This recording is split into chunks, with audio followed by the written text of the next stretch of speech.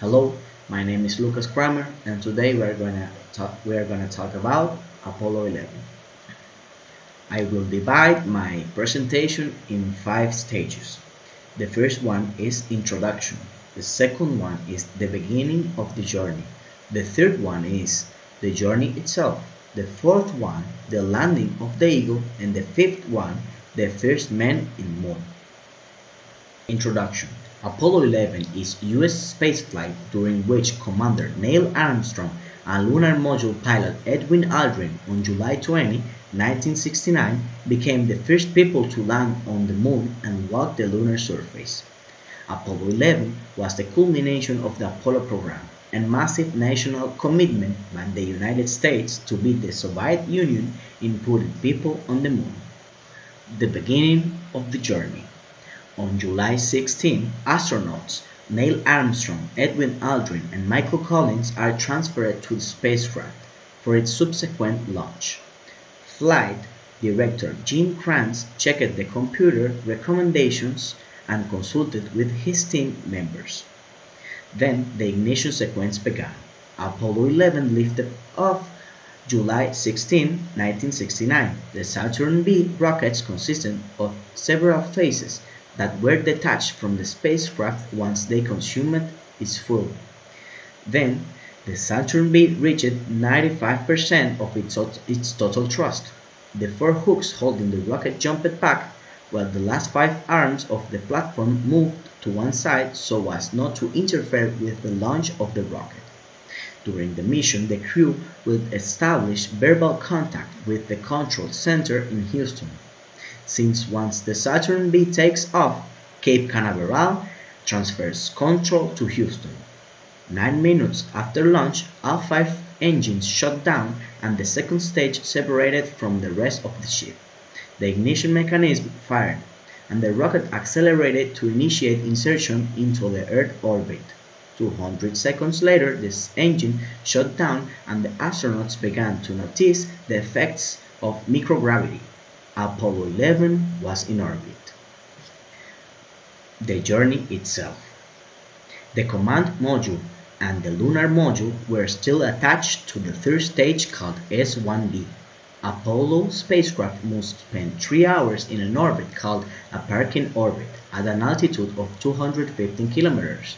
The crew spends this time stowing equipment, calibrating instruments, and following navigation readings to verify that the trajectory they are following is correct. Once Apollo 11 had completed the second orbit of Earth and the astronauts finished their tasks, Houston gave the order to put it to the Moon. After targeting precisely, the third stage started its engine on 60 tons of fuel. When the fuel for the third stage runs out, another critical part of the mission begins.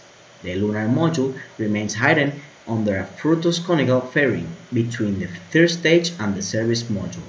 This maneuver takes about an hour. Then the third stage emerges and the mission continues.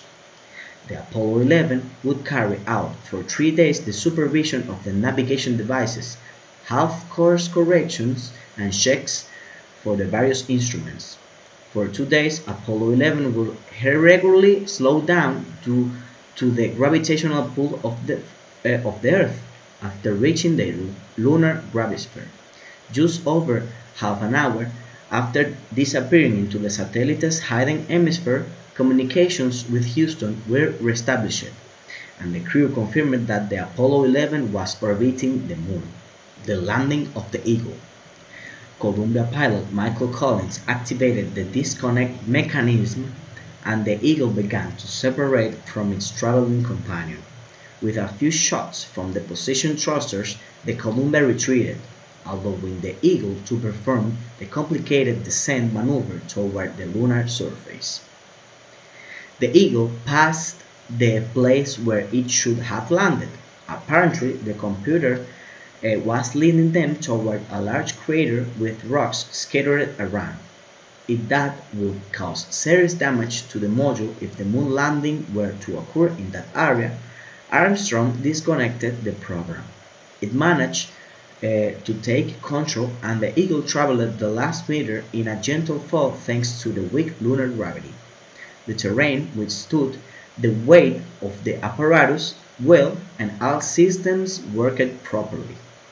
The first man in Moon. On July 20, 1969, the U.S. Apollo 11 mission placed the first man on the Moon, Commander Neil Armstrong and pilot Edwin Aldrin. When the Eagle module landed in the Sea of Tranquility, the live images were followed on television by some 600 million people. 6.5 hours after landing, the astronauts were ready to leave the module.